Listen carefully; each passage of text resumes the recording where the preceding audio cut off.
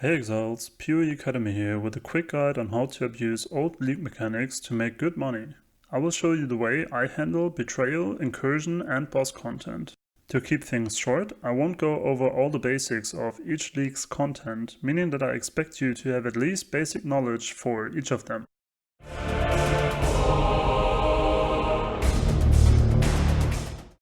Betrayal is around for almost 2 years now and people either hate or love it. This is because hunting the syndicate members and shaping the syndicate board can be a frustrating thing to do if you don't know what you are doing and what goals you are chasing after. The strategy is the following. You want to do betrayal dailies as soon as they are available and always do betrayal encounters and maps. While doing betrayal content, remember that killing Mastermind is highly likely to be unprofitable. There are 70 masters and 14 spots on the table. One safe house can host one boss and up to 4 members, and a safe house boss grants double rewards.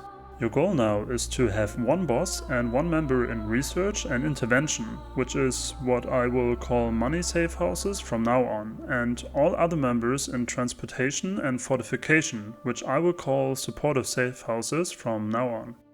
You use supportive safe house members to farm progress for the money safe houses. Always get money safe house members to rank 3. Run money safe houses as often as possible and see their boss and member swap positions every time you do so. In research, you want It That Flat for Breachstone upgrades and either Vorici for free wide socket services or Leo for Exalted Slam services. You must buy Breachstones before you run a safe house with It That Flat in it, and you can sell any service in the trade chat or in the forums, but I highly recommend using a Discord server called the Forbidden Trove. If you're not familiar with the Forbidden Trove Discord server yet, I will give you a quick introduction to the server in the last part of this video and explain to you how it provides incredible value for service providers like us and how you can use it. In Intervention, you want to use those 2 syndicate members that grant the most valuable scarabs, which by the time of recording this video and according to PoE Ninja are gilded divination scarabs from Gravicius and either gilded reliquary scarabs from Elrion or gilded sulfide scarabs from Chimera. Setting up your betrayal board requires some patience, but once every piece is in place, it's a blast to run it. To do this strategy, you don't need any investment at all, except if you use It That Flat in research, who promises very good returns and thus using her is highly recommended. Before you run your research safe house, check the price difference between pure and normal breachstones on PoE Ninja. At the time of recording this video, Chayula's breachstones and their pure versions have a price difference of roughly 40c. Ulnatol's breachstones have a price difference of roughly 35 chaos orbs, and so on. Crafting services each range anywhere between 40c and 1 exalted orb. Each scarab nets you approximately 20c, so every time you run a research safe house you make 60c profit, and the best thing about it is that it's 100% guaranteed money. Great, right? Incursion has been around for more than 2 years now and is left untouched by many players. While being in an incursion, you can open passages to other rooms and or kill architects to change or upgrade the room you are currently in, which affects the temple's layout in the future. You want to be doing incursion dailies as soon as they are available and always do incursion encounters and maps. While doing incursion content, remember that killing the Val Omnitech is likely to be unprofitable, but still go for it if you have the chance to do so. Each incursion contains 2 architects and rooms are reshaped or upgraded depending on the one you kill. After 12 incursions, the layout cannot be changed anymore and you must run the temple, and the temple completely resets after you have run it. Your goal now is to look for 2 specific rooms, Corruption Chamber and Gemcutter's Workshop. Either open paths to these 2 rooms or reshape different existing rooms to unlock them. Upgrade these 2 rooms to their level 3 versions, which means that the Corruption Chamber becomes a locus of corruption and that a Gemcutter's Workshop becomes Doyani's Institute.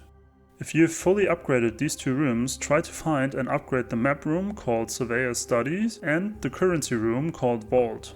It will happen quite often that you won't finish every desired room, not even that you will finish a single desired room.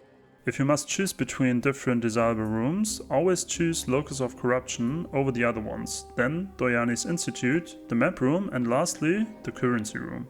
Remember that once you can run your temple, offer your corruption service in trade chat, on the forums, or much better on the Forbidden Trove Discord server. Also keep in mind that many people want you to stream the process, which is another big plus for the Discord server where this can be done very easily. To set up this strategy, you will need a bit of luck due to room choices appearing randomly. Also, you might need some patience when selling your services, although I haven't waited longer than 10 minutes when using the Discord server. At the time of recording this video, double corruptions net you somewhere between 40 and 60 C, but keep in mind that prices go up later into the league with item double corruptions selling easily for 1 exalted orb each, making them very profitable and worth your time. There's not much to say about boss carries. If you like bossing and have a build that reliably kills bosses, like my Ice Nova Frostbolt Hierophant for example, you're good to go. There's no real setup required for the strategy other than advertising that you offer boss services. If you want to do this in trade chat, join trade chat 820, but I highly recommend again the Forbidden Trove Discord server. You can use it to put up your offer and people will message you when they find your offer attractive, meaning that you don't have to sit in trade chat all day long posting your offer over and over again. You simply play and wait for being whispered. Note that the loot usually belongs to the buyer and people might expect you to stream your kill to make sure you don't scam them. I also recommend to practice bossing because there's nothing more embarrassing than offering a boss service and then wasting the last portal of the buyer without finishing the job. Boss services go between 10 to 40 C each and are especially sought after early into the league, making them a very lucrative business. Finally, I want to give you a quick introduction to the Forbidden Trove Discord server. As a small side note, I'm not sponsored by them or anything like that.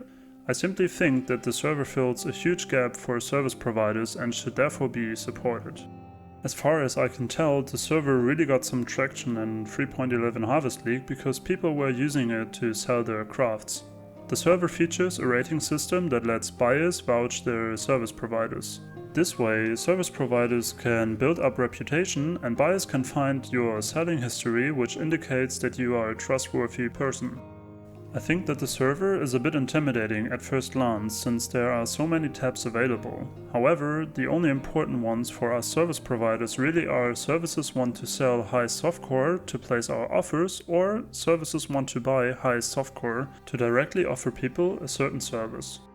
Always remember to ask the person to vouch for you in the Services Vouchers channel, as this will grow your reputation over time, making more people want to buy from you and giving you a chance to demand higher prices.